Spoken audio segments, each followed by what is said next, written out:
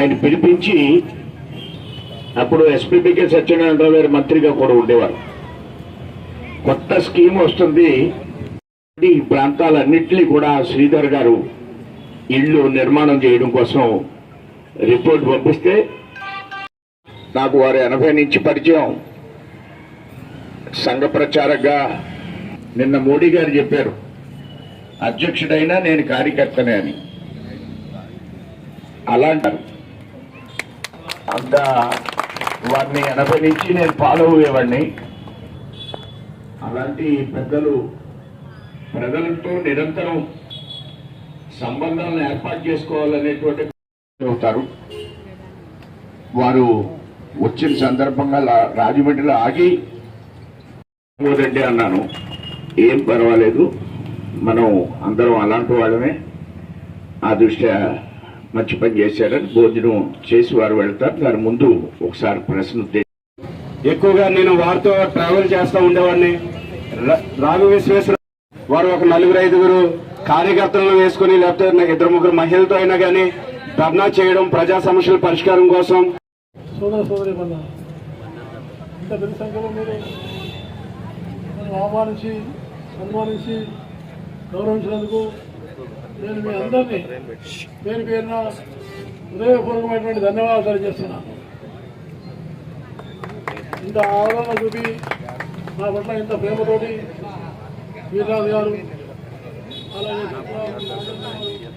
మీరందరూ కూడా, నేను కేవలం మీ ఇంట్లో భోజనం అనుకున్నాను, కానీ ఇంత పెద్ద సంఖ్యలో మీ అందరినీ కలవమంటే నాకు పాత రాజమండ్రి గుర్తుకొస్తుంది.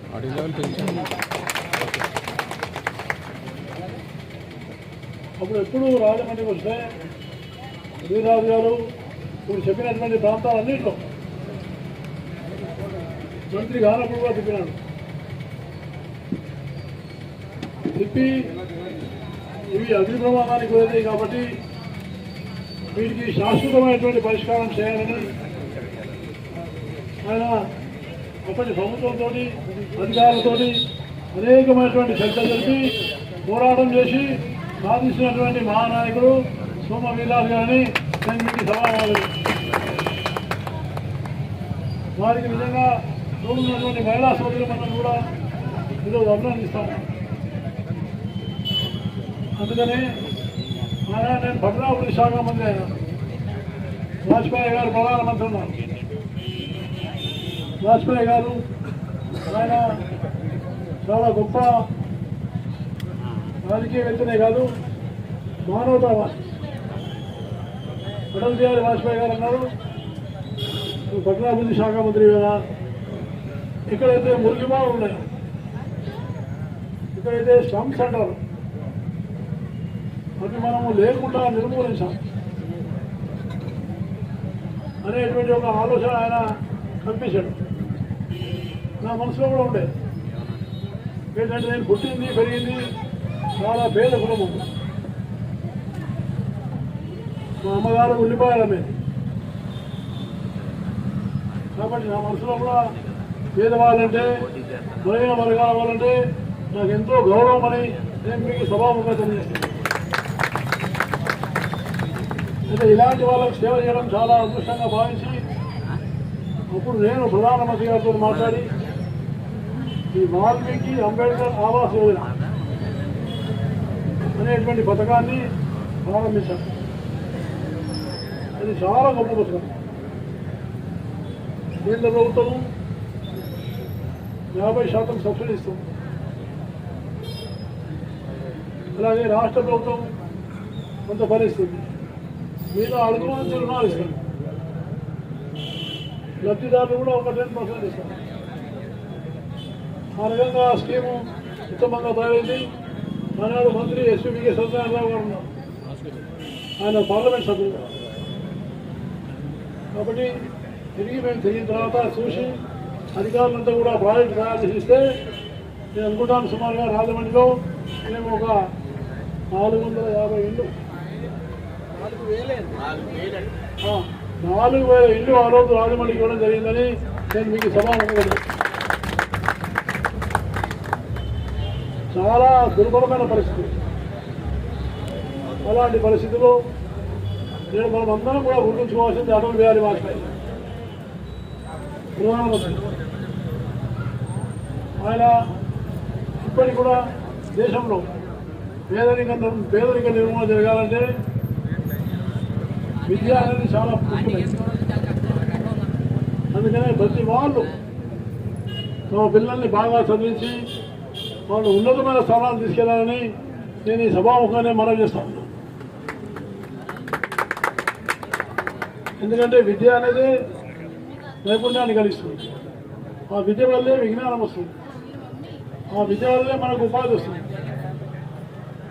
అందువల్ల ఈ విద్యకు చాలా ప్రాముఖ్యత ఇవ్వాలని, కేవలం ఇల్లు కట్టుకోవడమే కాదు, ఇంటితో పాటు మనము మన పిల్లలు మన కుటుంబం వీళ్ళకు కూడా చాలా సంస్కారవంతంగా తీర్చిదిద్ది వాళ్ళని అభివృద్ధిలో తీసుకెళ్లాల్సిన అవసరం ఎంతైనా ఉందని నేను భావిస్తాను. దాంతోపాటు మనము ఈ దేశంలో చాలా ముఖ్యమైనటువంటి అంశాలు కొన్ని ఉన్నాయి. ఒకటి మన మాతృభాష తెలుగు భాష. ఈ మాతృభాష మనం ఎవరిని కూడా మర్చిపోము. ఎంత చదువుకున్నా ఎంత గొప్ప ముందు సిగిపోయినా మనము మన మాతృభాషను ఆచరించి మాతృభాషను గౌరవిస్తేనే మన దేశానికి మన రాష్ట్రానికి గౌరవమని నేను మీకు ఈ సభాముఖంగా మనం చేస్తున్నాను. అందుకనే ప్రధానమంత్రి నరేంద్ర మోడీ గారు ఈ నూతన విద్యా విధానంలో 2020 నూతన విద్యా విధానం ప్రవేశపెట్టింది.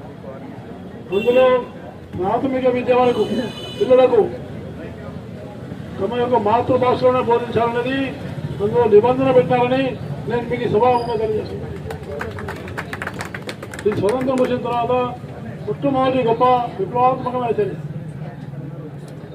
ఎందుకంటే రేపు రాబోయే రోజుల్లో తొందరలోనే బీటెక్, ఎంబీబీఎస్ ఇలాంటి చదువులు కూడా తెలుగులోనే మనం డిగ్రీ తీసుకుంటామని నేను మీకు ఈ సభాముఖంగా తెలియజేస్తున్నాను. పేదవాళ్లకు ఇంగ్లీష్ ఎక్కువ రాదు. ఆ ఇంగ్లీష్ కోసం తంటాలు పడి ఎన్నో బాధలు పడతాం. కానీ తెలుగు అయితే మనం అనవిధంగా చెప్పగలుగుతాం. అందువల్ల రేపు రాబోయే రోజుల్లో గొప్ప గొప్ప చదువులు కూడా మన మాతృభాషలోనే వచ్చే అవకాశం ఉంది. దాంతోపాటు రెండో విషయం ఏంటంటే అన్నిటికన్నా ముఖ్యమైనది ప్రధానమంత్రి గారు కూడా చెప్తున్నారు. ప్రధానమంత్రి మోడీ గారు ఆయన ఒక సంకల్పం తీసుకున్నారు. అదేమిటంటే 2047లో భారతదేశాన్ని వికసిత్ భారత్ చేయాలి. వికసిత్ భారత్ చేయాలంటే గ్రామాలు వికసించాలి.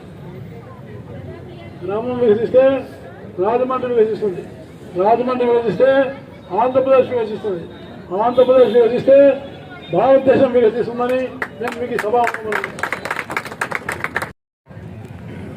ఇందులో భాగస్వాములు కావాలి. భాగస్వాములై పేదరిక నిర్మూలన అన్నిటికన్నా చాలా ముఖ్యమైనది. అందులో మహిళల పాత్ర చాలా ముఖ్యమైనది. ఇక్కడ నేను చాలా సంతోషం, చాలా మంది మహిళా సోదరిమణులు వచ్చారు. మహిళ ఎక్కడుంటే అక్కడ శుభం, మహిళ ఎక్కడుంటే అక్కడ లక్ష్మి, మహిళ ఎక్కడుంటే అక్కడ అన్ని రకాలైనటువంటి విజయాలు ఉంటాయి. అందువల్ల మహిళలకు అగ్రపీఠాన్ని ఇవ్వాలి, అగ్రస్థానాన్ని ఇవ్వాలి. మహిళలు కీలక పాత్ర పోషించాలి. మహిళా సంఘాలను ఇంకా బాగా ప్రోత్సహించాలి. ప్రధానమంత్రి గారు అందుకోసమనే మహిళా సంఘాలను డ్రోన్ దీదీ అని తయారు చేస్తున్నారు. కొన్ని లక్షాధికారులు తయారు చేయాలని ప్రాణం. పేదరిక నిర్మూలన అంటే ఉపాధి కల్పేయడం. ఆ ఉపాధి అంటే కేవలం ప్రభుత్వ ఉద్యోగమే కాదు.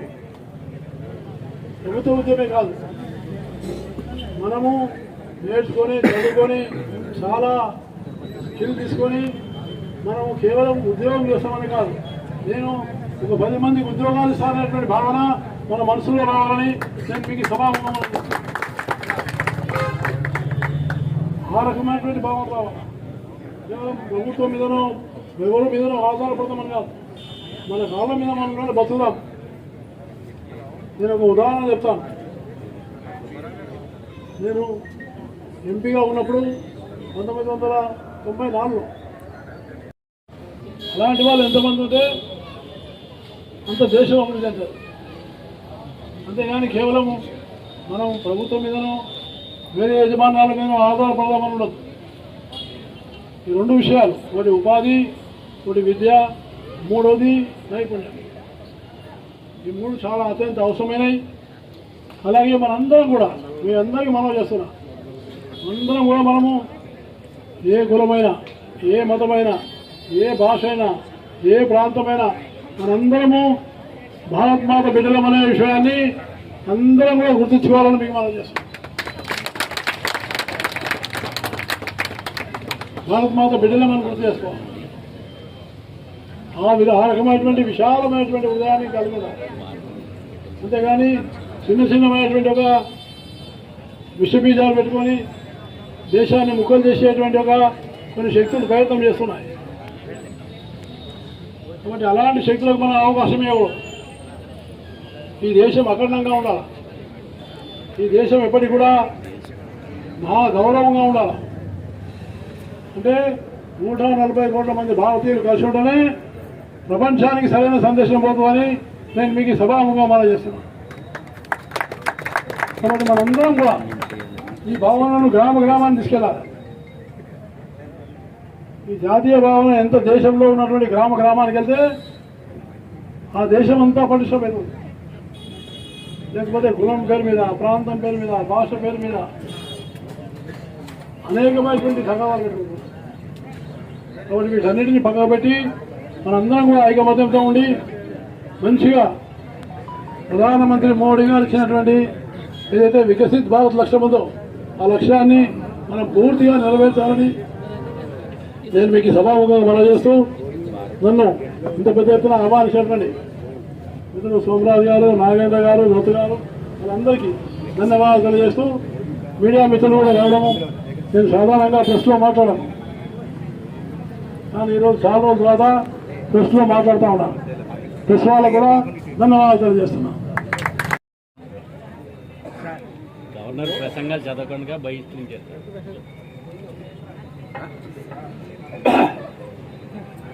గవర్నర్ల వ్యవస్థ రాజ్యాంగపరమే.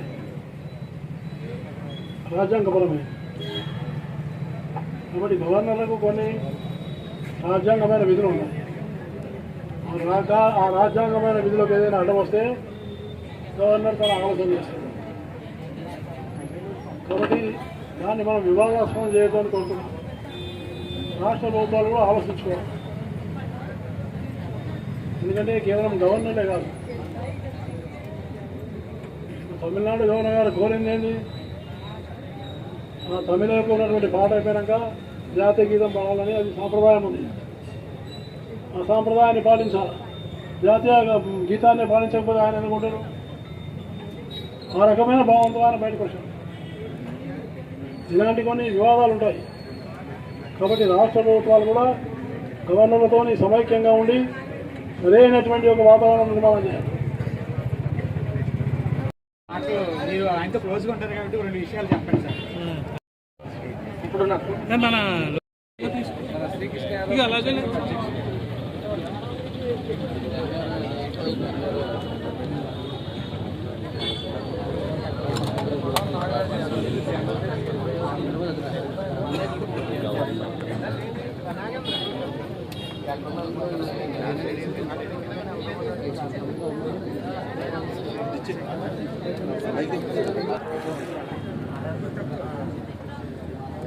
నాగరాజనే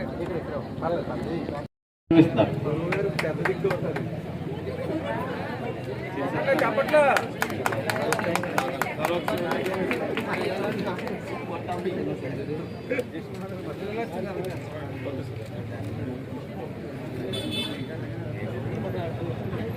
ఒక్కొక్కరు ఇటువైపు దిగిపోండి సార్. ఇలా ఇటువైపు నుంచి వచ్చేయండి.